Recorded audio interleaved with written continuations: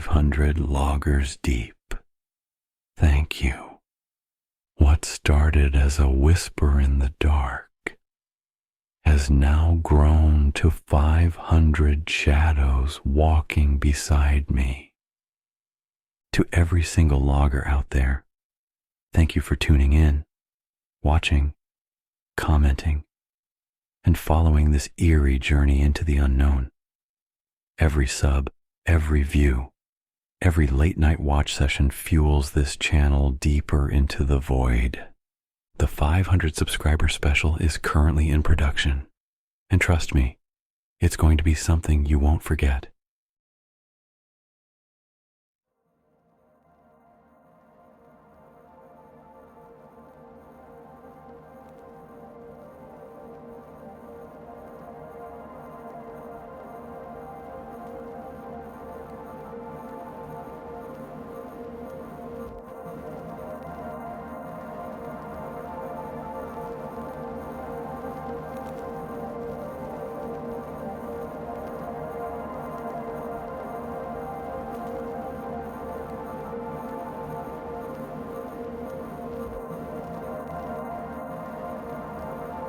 I used to work nights at a 24-hour petrol station just outside a town that never decided if it was dying or surviving. You know the type. One main road, a handful of chain stores, and an industrial park that smelled like hot metal and cheap glue. The station sat on the edge of it, half swallowed by fog on cold mornings, the neon sign buzzing like a trapped fly. I didn't mind the shifts. It was quiet most nights. People came and went. Truckers, delivery drivers, the occasional drunk wandering in for cigarettes or directions to a place that didn't exist. After midnight, it felt like I was the last living person in the county. The cameras didn't work half the time. The owner, Tomas, said they weren't worth fixing because if someone wants to rob the place, a camera's just proof you didn't stop them. So I learned to rely on the convex mirror bolted above the counter, the wide fisheye one that showed the aisles and the front door at the same time.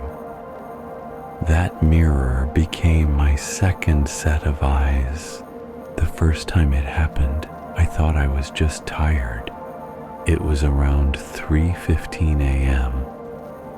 I remember because I'd just finished counting the cigarette cartons for the second time that night. The station was empty. The hum of the freezer the only sound. In the mirror, I saw someone standing in the drinks aisle. Tall, in a dark coat, head tilted down. I turned.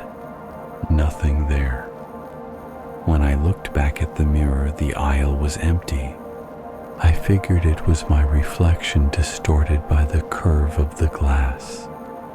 But the longer I stared, the more certain I was that the figure wasn't me. It had been facing away. The next night I made myself a rule. Ignore reflections. Check in person. It worked for a while. Then came the tapping. 2 short taps on the glass of the front door. No one outside, not the wind. It was calm that night. The taps came again, harder. I stepped outside, flashlight sweeping the asphalt. The parking lot was empty except for an oil patch that glistened faintly under the lights, spreading like a shadow that didn't belong to anything. When I came back in, the door behind me shut on its own. The mirror shook slightly, and in it, I saw myself behind the counter, but my reflection's eyes were wrong. They weren't looking at me. They were fixed just over my shoulder. I spun around, but there was only the coffee machine hissing softly. I told Tomas the next morning, half laughing, trying to make it sound like a joke.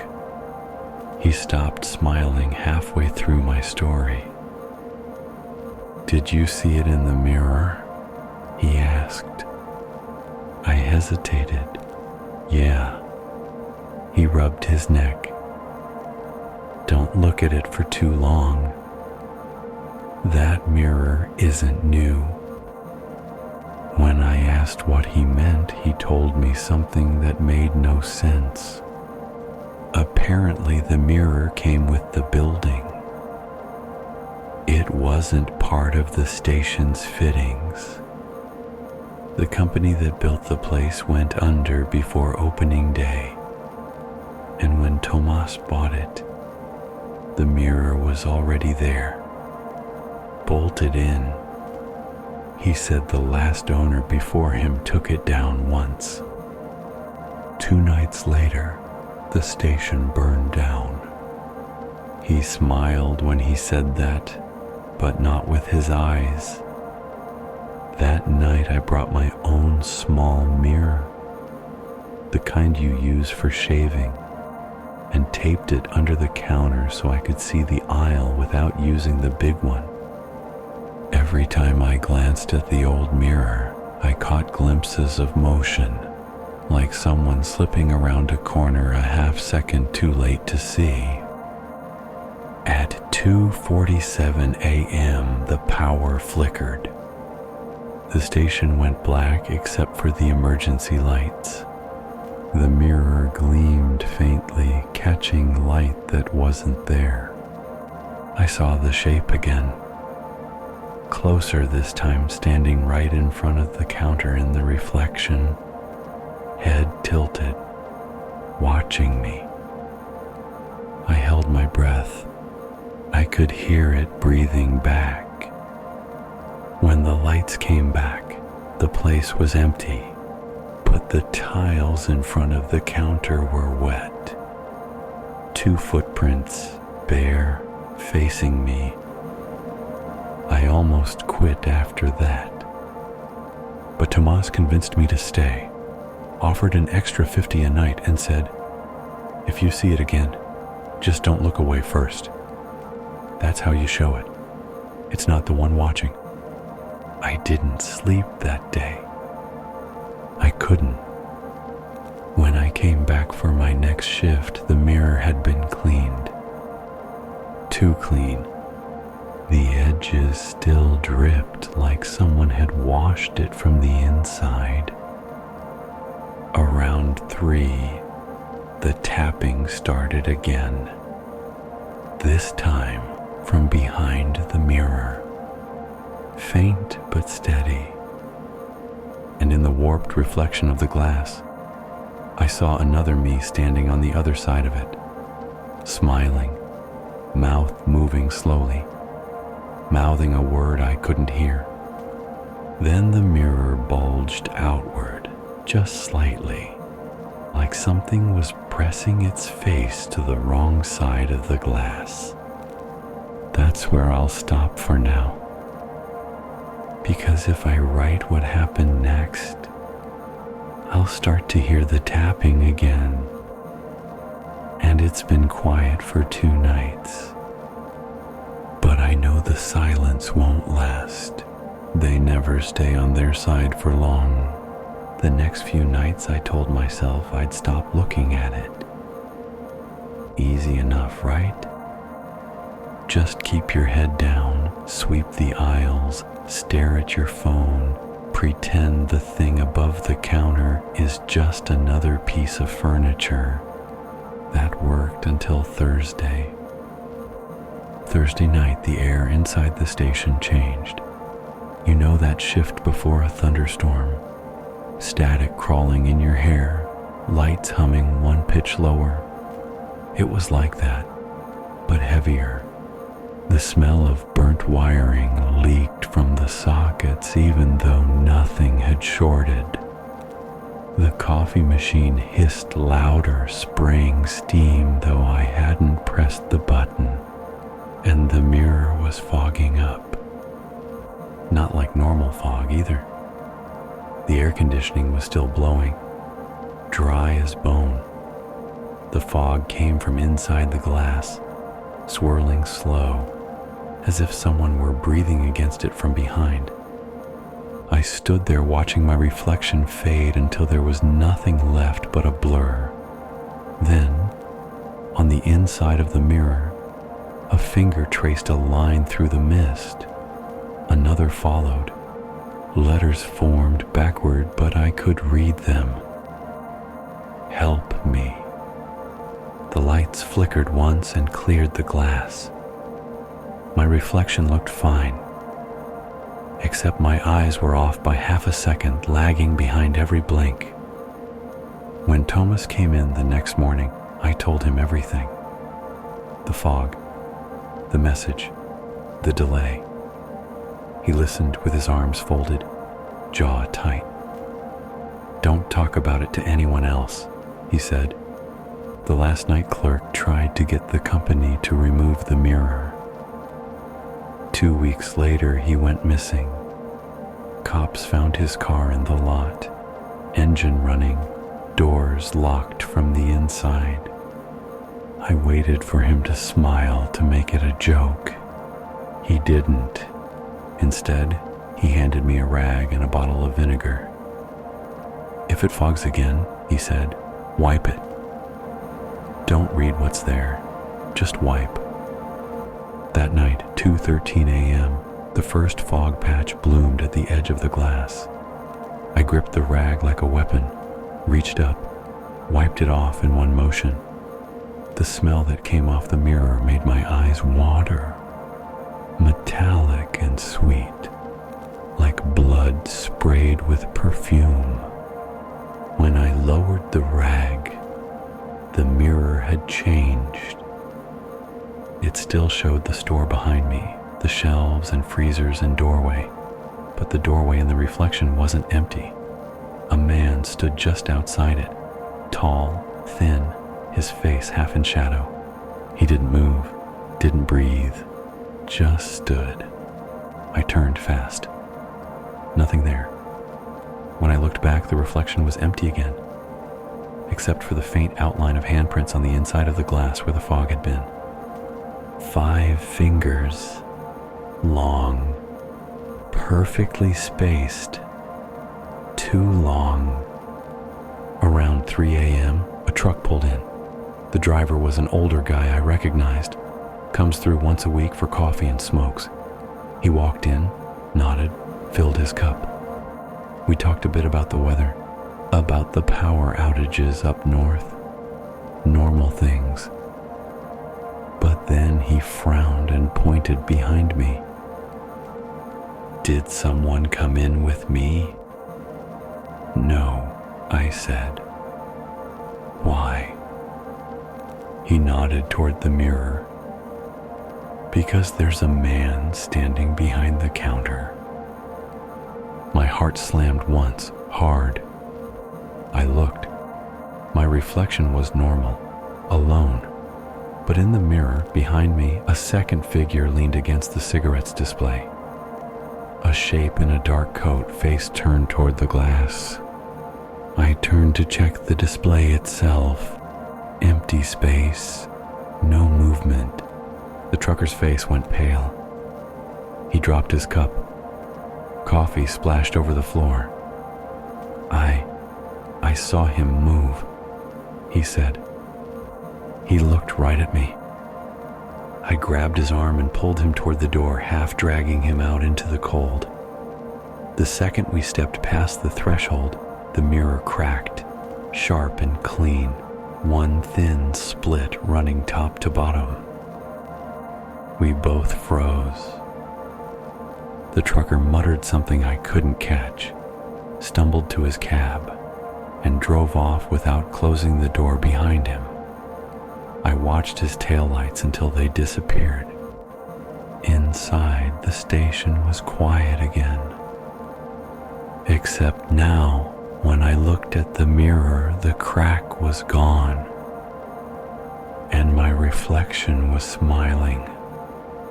I stopped telling Tomasz things after that. Every time I mentioned the mirror, he looked more tired, more resigned, like he was waiting for something inevitable. Once, as he was leaving, he said, "If it talks, don't answer. Just keep working." That word, talks, stuck with me. It shouldn't have been if. It should have been when.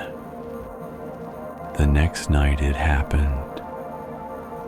The radio on the counter crackled to life with no one on the channel. Through the static came a sound like breathing, slow, wet, then faintly, "Turn around." I didn't. I knew better. The mirror's surface shimmered, not like glass, but like water seen from below. My reflection rippled, warped, and in the distortion I saw faces. Not mine, not anyone's I recognized. Dozens of them pressing against the inside. Mouths moving in silence. One face pushed closer until it filled the whole mirror. Its skin was gray, its lips split with cracks. When it spoke, my radio repeated the words in my own voice.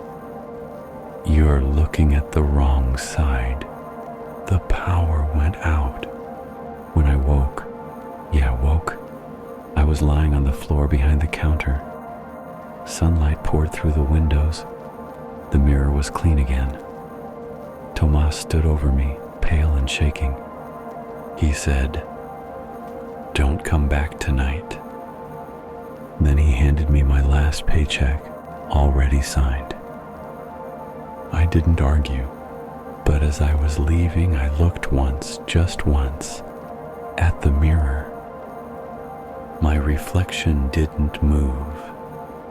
It stayed there, watching me walk away. And when I reached the door, it raised its hand and waved. That should have been the end. But 3 days later, a call came from Tomas's wife. He hadn't come home after locking up. Police found the front door open, lights still on. The mirror was gone, ripped clean from the wall, leaving only 4 dark holes where the bolts had been. They never found him. But 2 nights after that, I woke to the sound of tapping. 2 short taps, then 3, coming from the mirror in my hallway, the one I never remembered buying. It's strange what fear does to your routines. For the first week after Tomasz disappeared, I told myself the sound in my hallway was pipes. The flicker of light under the door was car headlights. The mirror had always been there. But then the reflection started showing things that weren't in the hallway. Shadows moving behind my shoulder. Corners that didn't exist. That's when I stopped lying to myself. I covered the mirror with a sheet, nailed it to the wall, and shoved a dresser against it. That night the tapping started again, not from the glass anymore, but from inside the dresser. 3 short taps, then silence. When I pulled the sheet back the next morning, there was frost along the edges of the frame. The air smelled like vinegar and burnt metal, the same as the station. I quit sleeping after that. I started researching. The mirror had a tiny manufacturer's mark on the back, carved into the metal like a signature. Spectar Optical, EST, 1974. No website, no address. But the name showed up in one archived trade registry, tied to a glassworks plant that shut down in 1981 after a chemical contamination incident. It was in a town 3 hours away, a place called Blackwell Foundry District. Population 412. Population now 0. I drove out on a Sunday. The road into town was broken, lined with overgrown trees. Most of the buildings were half collapsed, roofs eaten by moss. The smell hit me before I even stopped the car. Chemical rot, sweet and sour, like antifreeze poured on fruit. The factory stood at the edge of town, a rectangular concrete block with tall black windows that reflected nothing. The logo above the door matched the mark on my mirror. A circle split by a single vertical line, like an eye cut open.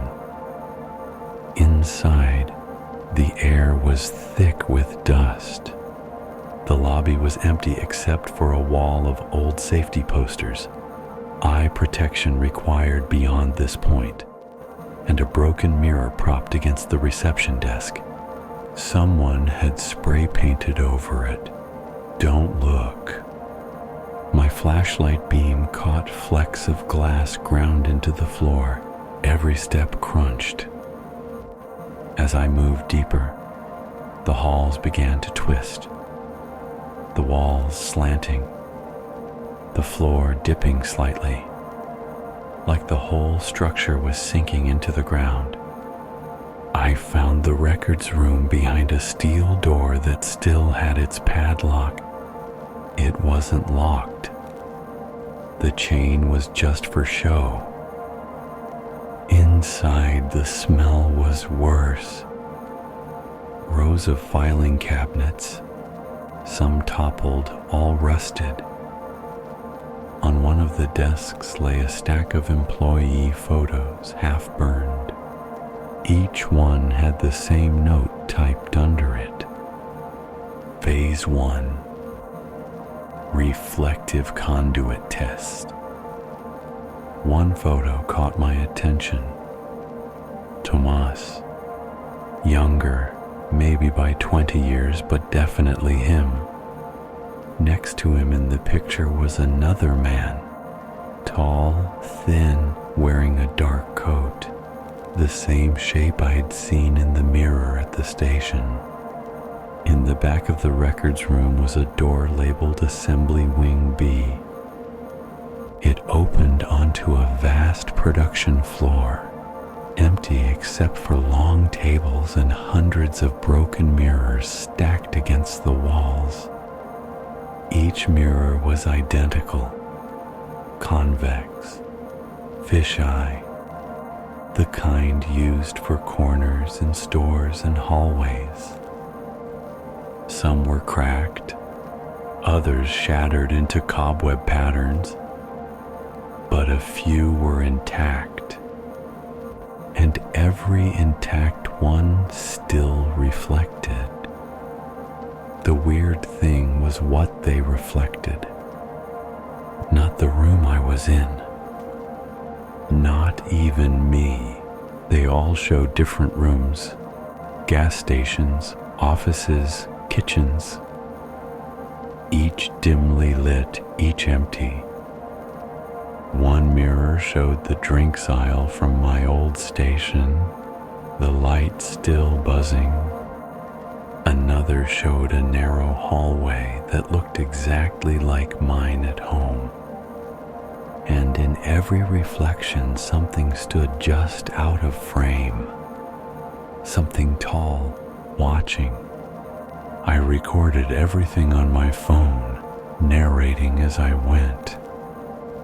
Proof in case anyone needed to know where I'd gone.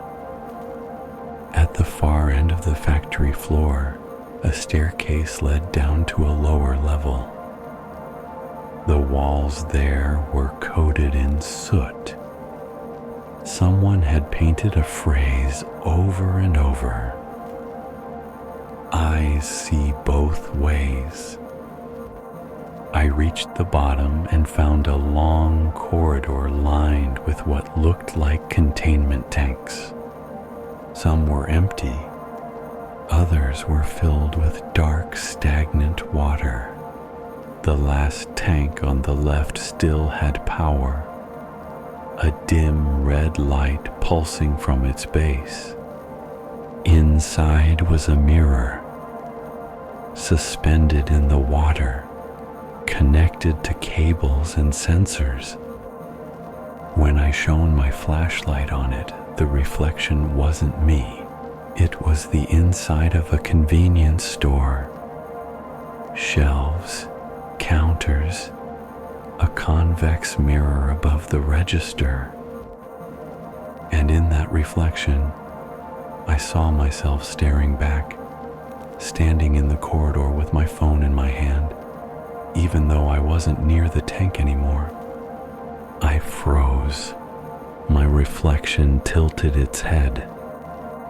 The water inside the tank rippled, though nothing had touched it.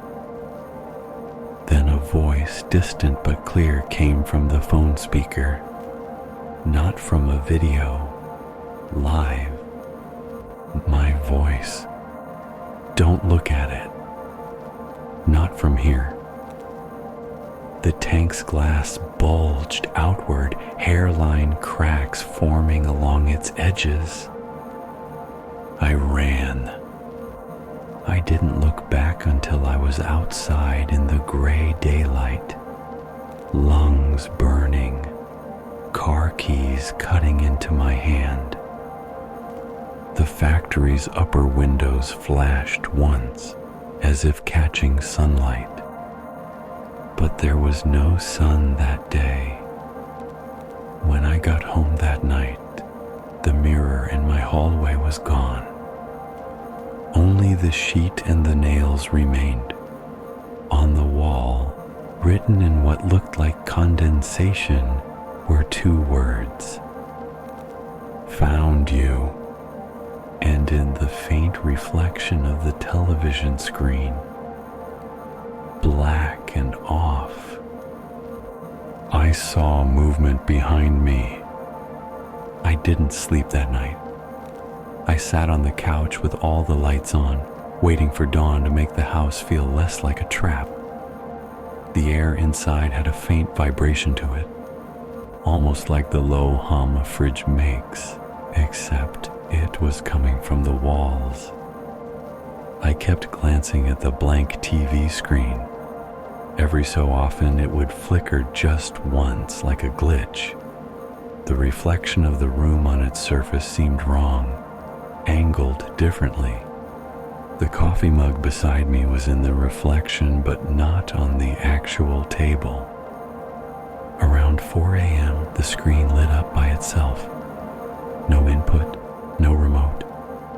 It showed the inside of the gas station, the shelves, the counter, the big mirror above the register.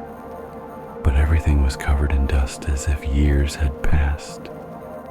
In the reflection of that convex mirror, I saw something move.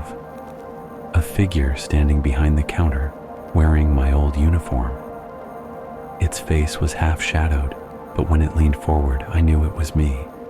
Older, pale, eyes gray and hollow.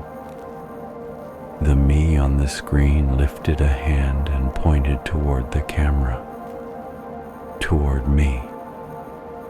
Then the feed cut. At sunrise, I drove back to Blackwell. I had to know if the factory was still there, if what I'd seen could be explained by something rational. Radiation, gas, optical illusions, anything. But the road was different. The trees had grown over it overnight, branches sagging low, bark stripped pale. The air had that same copper-sweet smell from before. When I reached where the factory had been, there was nothing. No concrete, no walls, not even rubble. Just a shallow crater filled with black water and pieces of broken glass half buried in the mud. Hundreds of convex shards glinted faintly under the fog. Each one caught a fragment of my face, multiplied it, stretched it. 100 eyes, all mine. Then I saw it, a piece of metal among the debris, shaped like a nameplate. I wiped the grime off. Stamped in the steel Spectar Optical, Phase 7. The number chilled me. Phase 1 had been the workers in the photos. So what was Phase 7? When I got home, every reflective surface in my house, the microwave door, the oven, the phone screen, showed faint motion that didn't match mine. The reflections lagged by about 2 seconds, then began to run ahead, predicting my movements before I made them. At first it was small, my reflection turning its head before I did, blinking early. Then it started anticipating entire gestures, raising its hand to point at something I hadn't noticed yet. That's how I found the note. My reflection pointed toward the window. On the inside of the glass, scrawled in condensation, was a single phrase: tomorrow, 3:15 a.m. The exact time I'd first seen the man in the mirror at the gas station. I tried leaving, packed my keys, phone, wallet, and ran to the car. The windshield reflected the living room windows, but what I saw in that reflection froze me cold. Someone was standing in my house, tall, still, watching the front door. I turned to look back, and of course, there was no one. But when I looked down again, the car's rearview mirror had fogged over from the inside. A finger traced 3 words across it. Don't be late. I stayed awake for the next 24 hours, pacing the house. I covered every reflective surface, aluminum foil, cloth, whatever I could find. The hum in the walls grew louder, like static swelling through plaster. By midnight, the temperature had dropped to freezing. Frost crept across the mirrors I hadn't covered, blooming in perfect concentric rings. Then, right on cue, 3:15 a.m., every covered mirror began to shake. The foil rippled, the sheets billowed like something was breathing behind them. I picked up a hammer and ripped the cover off the hallway mirror. The glass wasn't showing me anymore. It was showing my living room, but not as it was, as it would be. The clock on the wall in the reflection read 3:17 a.m., 2 minutes ahead. In the reflection, the front door was wide open. A figure was stepping inside. It wasn't tall this time. It was someone wearing my clothes. The figure looked around the room slowly, then turned toward the mirror and whispered something I couldn't hear. Then it lifted a hand, not to wave but to touch the inside of the glass. And from my side, the mirror began to grow cold.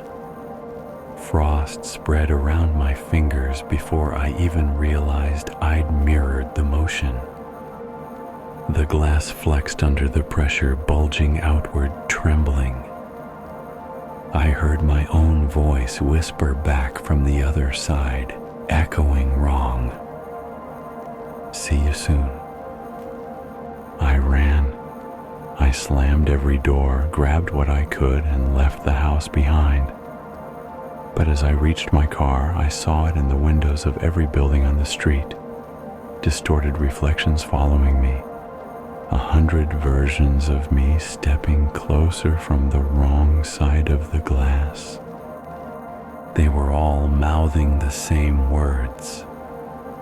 "Tomorrow, 3:15 p.m. By the time I got to the next town, dawn was spilling gray light across the road, and I'd been awake almost 40 hours. Every shop window I passed had that same faint shimmer of distortion, like heat rising off pavement. Every passing car reflected my own face just a little too clearly in its windows, the eyes staying fixed on me long after the vehicle had gone by. I checked into the first motel I found. No mirrors in the room except for the one over the sink. I hung a towel over it and sat on the bed trying to think. I kept coming back to that nameplate from the factory. Spectre Optical, Phase 7. Phase 7 had to mean something. Every other number had meant a test, a version, a step. What if the phases weren't about building mirrors?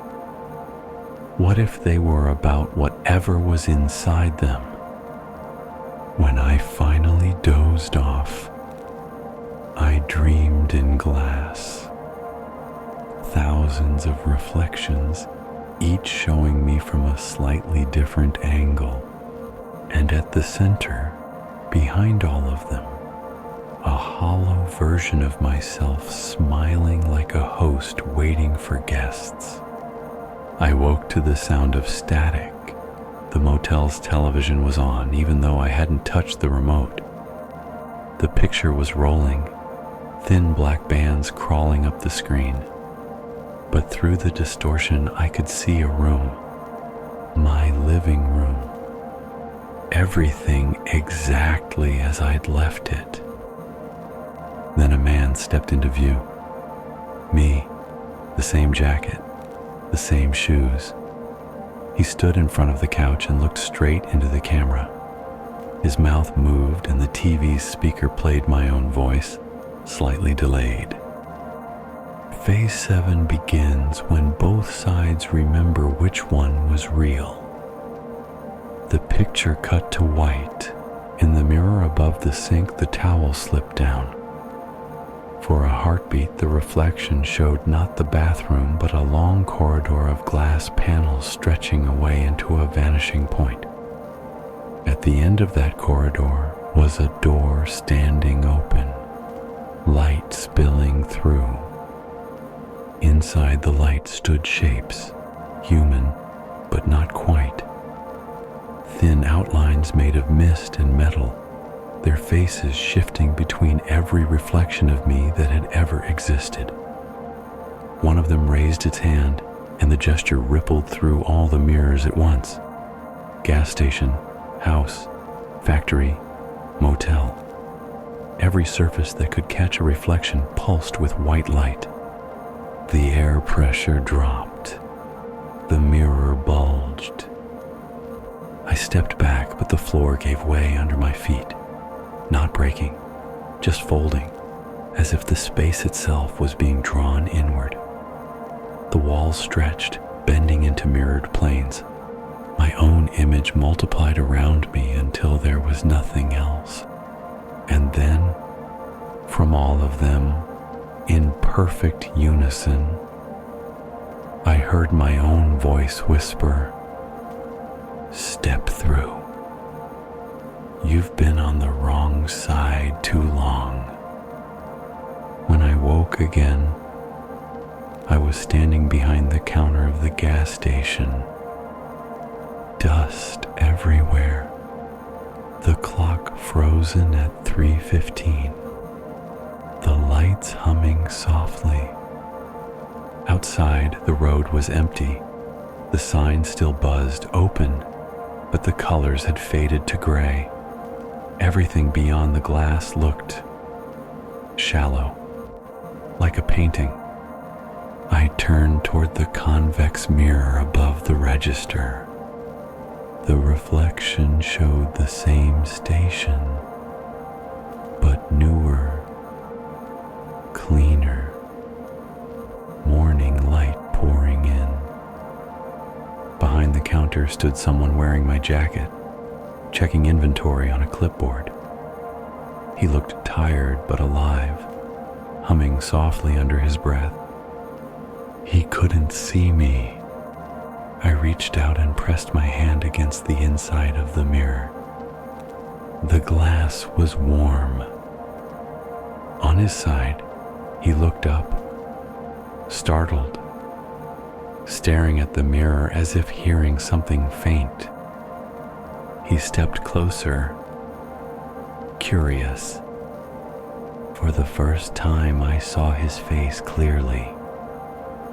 It wasn't me anymore. Not exactly. Younger, maybe, or just more present. He tilted his head, and I realized I was mouthing words I didn't remember deciding to say. Don't look at it too long. Somewhere outside, a truck pulled in. The door chimed twice. The young man turned to greet the driver. I stayed still inside the glass, watching, feeling the shape of my own smile settle across a surface that wasn't skin anymore. The hum of the lights blended into the sound of breathing, my breathing, steady and endless. A sign above the door flickered once. A label I hadn't noticed before glowed faintly in the reflection. Spectar Optical. Phase 7. Self-sustaining observation loop. And as the new clerk wiped a patch of fog from the mirror, a sentence formed under his hand, written backward but clear to me. Hello again. That's the last thing I remember before the reflection froze. I don't know who's on which side anymore, but I know one thing for sure. Someone else will see that mirror soon, and when they do, they'll see me standing here behind the counter, smiling just a little too late.